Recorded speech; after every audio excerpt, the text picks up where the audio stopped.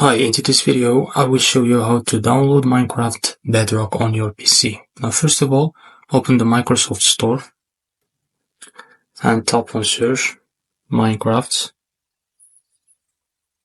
launcher and click on this result, Minecraft Java Bedrock Edition for PC. Click on it.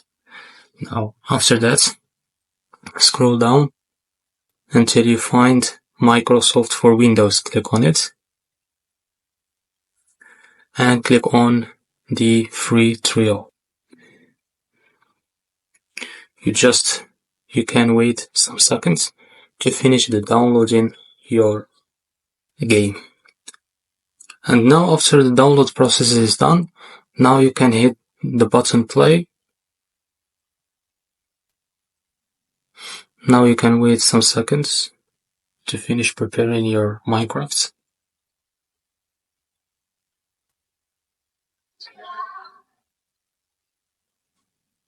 And now as you can see here, you can get started playing the Minecraft Bedrock.